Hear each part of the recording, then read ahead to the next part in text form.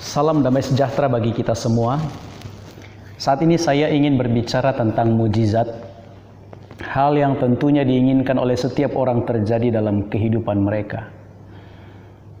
Mengenai mujizat, tentunya ini adalah satu hal, saya yakin kita sepakat dalam hal ini, sesuatu yang berada di luar kendali kita, yang kita mohonkan untuk dapat terjadi ketika kita menghadapi hal-hal sulit dan di luar kendali kita untuk mencapainya. Maka kita berharap ada sesuatu kekuatan supranatural yang akan menolong kita, membantu kita untuk mencapai hal yang kita inginkan untuk terjadi. Untuk yang sakit, anggota keluarga kita, barangkali kita berdoa untuk diberikan kesembuhan. Kita memohon dengan sangat kepada Tuhan dan melakukan segala hal dan berharap mujizat terjadi. Dan ketika sembuh, kita bersyukur bahwa kita menerima dan mengalami mujizat. Tetapi pernahkah kita berpikir bahwa ada juga orang di tempat yang berbeda, merasakan sakit, lalu juga memohon untuk kesembuhan, memohon mujizat terjadi, tetapi mereka tidak menerimanya? Atau mungkin Anda seorang orang muda yang merindukan untuk masuk dalam perguruan tinggi yang Anda cita-citakan dengan jurusan yang Anda inginkan. Lalu Anda memohon, berdoa, dan ternyata Anda masuk ke perguruan tinggi yang Anda inginkan dan bersyukur untuk mujizat yang terjadi. Tetapi pernahkah kita berpikir berapa banyak orang muda yang lain yang tidak mengalami seperti yang Anda alami? Walaupun mereka juga berdoa dan meminta, tetapi mereka tidak menerima apa yang mereka minta. Atau mungkin juga ketika Anda hendak melakukan sebuah penerbangan, lalu Anda merasa waktu Anda sudah tidak cukup untuk mengejar jam penerbangan. Lalu sepanjang perjalanan Anda berdoa memohon agar diberikan mujizat. Dan ketika Anda tiba, memang penerbangan Anda di-delay. Berarti Anda masih memiliki waktu untuk ikut dengan penerbangan itu. Dan Anda katakan terima kasih, ini mujizat yang terjadi. Tetapi di tempat yang lain yang berbeda, atau waktu yang berbeda, ada juga orang mengalami hal yang sama, lalu dia juga memohon untuk diberikan mujizat, tetapi ternyata dia tidak menerimanya. Atau barangkali Anda berdoa memohon agar dipersatukan dengan orang yang sangat Anda kasihi, diberikan waktu Anda bersama-sama dengan orang yang sangat Anda kasihi, dan Anda menerimanya, dan Anda katakan terima kasih untuk mujizat yang terjadi. Tetapi pernahkah kita berpikir ada banyak orang di tempat yang berbeda dan waktu yang berbeda, memohon hal yang sama tapi mereka tidak menerimanya? Saat ini saya ingin menyampaikan sebuah mujizat yang dapat diterima oleh siapa saja yang mau untuk menerimanya. Mujizat yang saya sebut sebagai mujizat besar, bahkan mujizat terbesar. Saya menemukan pengertian ini di dalam kitab Markus pasal 6 ayat 1 sampai dengan ayat yang kelima, sampai dengan ayat yang ke-6a, tetapi fokusnya nanti ada pada ayat yang kelima. Saya yakin kita semua inginkan mujizat. Oleh sebab itu saya ingin menyampaikan mujizat yang dapat terjadi kepada siapa saja kalau mereka mau. Kalau tadi kesembuhan saya yakin semua orang mau, tapi ternyata mereka tidak semua menerima. Masuk ke perguruan tinggi semua orang mau, tetapi ternyata tidak semua orang menerima. Dipersatukan dengan orang yang dikasihi semua orang mau, tetapi tidak juga semua menerimanya, mengalaminya. Tetapi kali ini berdasarkan kitab Markus ini, saya ingin menyampaikan mujizat terbesar itu. Mari kita baca ayat yang kelima. Demikian firman Tuhan. Ia tidak dapat mengadakan satu mujizat pun di sana, kecuali menyembuhkan beberapa orang sakit dengan meletakkan tangannya atas mereka. Apakah Markus keliru dalam menuliskan apa yang terdapat dalam kitab Markus ini? Ia katakan ia tidak dapat mengadakan satu mujizat pun di sana, kecuali menyembuhkan beberapa orang sakit dengan meletakkan tangannya atas mereka.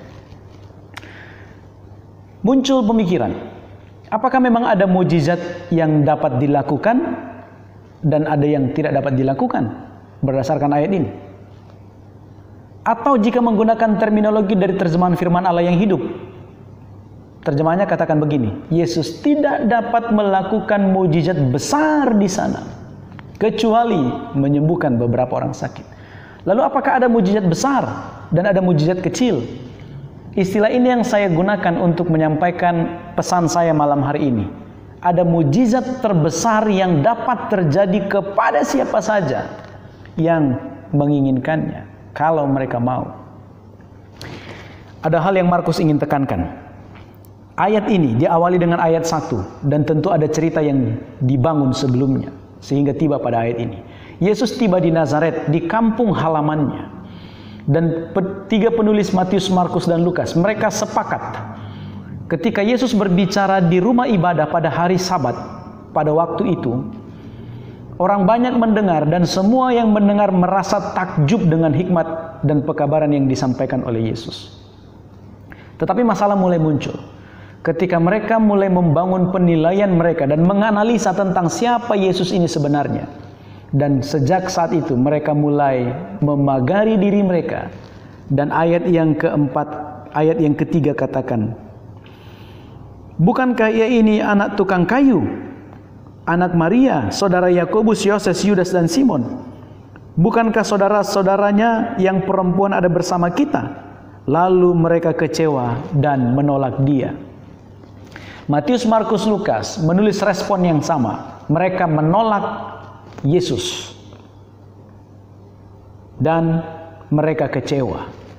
Dan yang lebih parah terdapat dalam kitab Lukas. Mereka hendak membunuh Yesus dengan cara menjatuhkannya dari tebing.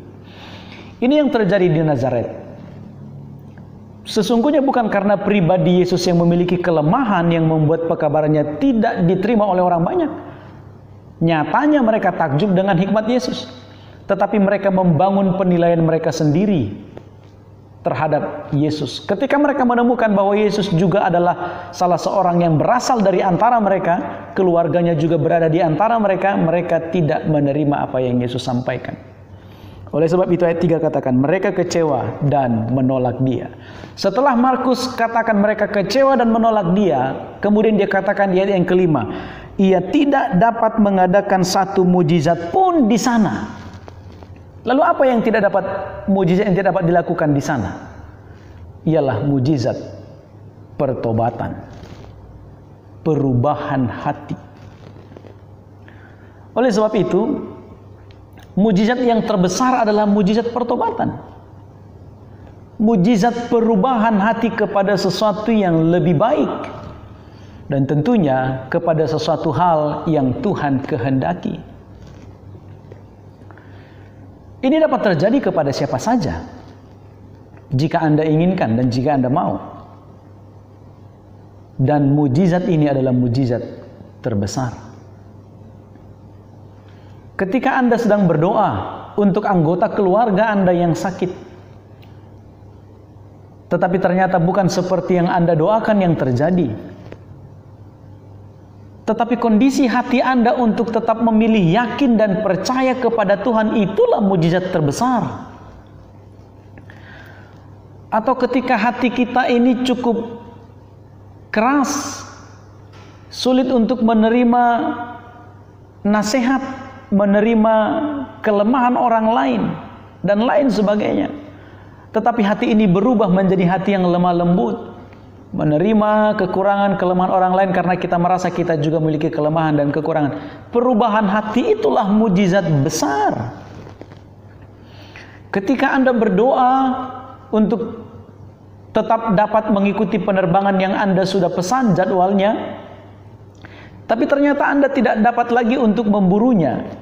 Lalu hati Anda, pikiran Anda katakan, memang mungkin saya yang tidak disiplin tentang waktu. Saya akan berkomitmen menjadi pribadi yang lebih disiplin di kemudian hari. Itulah mujizat terbesar itu. Ketika Anda sudah berdoa memohon berkat, memohon mujizat untuk diterima di universitas favorit dengan jurusan yang Anda inginkan, tetapi ternyata Anda tidak menerimanya. Tetapi hati dan pikiran Anda, kondisi hati Anda katakan Anda tetap akan belajar dimanapun Anda berada, karena sekolah yang sesungguhnya adalah sekolah kehidupan. Dan Anda tidak mempersalahkan Tuhan atas itu. Itulah mujizat besar itu. Atau ketika Anda sudah berdoa memohon kepada Tuhan untuk dipersatukan dengan orang yang Anda kasihi, tetapi Anda tidak menerima hal yang Anda mohonkan, tetapi Anda tetap memilih untuk percaya kepada Tuhan dan memasrahkan kehidupan Anda kepada rencana Tuhan yang terbaik. Itulah mujizat besar itu. Dalam kondisi seperti sekarang, banyak orang mungkin dirumahkan dari pekerjaan, tidak diberikan gaji atau pesangon, diberhentikan begitu saja karena situasi seperti yang kita alami sekarang. Tetapi hati dan pikiran Anda tetap ingin percaya kepada Tuhan, tidak meninggalkan Tuhan, dan Anda yakin akan ada yang lebih baik untuk di masa-masa mendatang, dan Anda berjanji untuk tetap berusaha menemukan pekerjaan yang lain. Itulah mujizat besar itu. Jadi mujizat terbesar itu adalah berbicara tentang kondisi hati. Saat dimana kita tetap memilih percaya dan yakin kepada Tuhan, sekalipun peristiwa-peristiwa supranatural yang kita harapkan tidak terjadi kepada kita. Dan ini semua, mujizat model seperti ini dapat terjadi kepada siapa saja jika mereka mau dan bersedia untuk menerimanya. Saudara-saudara sekalian, jangan berkecil hati ketika Anda mendengar orang menyampaikan kesaksian pengalaman mereka menerima satu peristiwa supranatural dalam kehidupan mereka. Jangan berkecil hati, karena itu bukan mujizat terbesar. Mujizat terbesar adalah kondisi hati Anda, kondisi hati kita semua, untuk tetap dapat yakin bahwa rencana Tuhan tetap lebih indah, dan kita percaya dan berjanji untuk tetap meyakini janji-janji Tuhan. Dan kondisi hati itu yang Anda miliki adalah mujizat terbesar.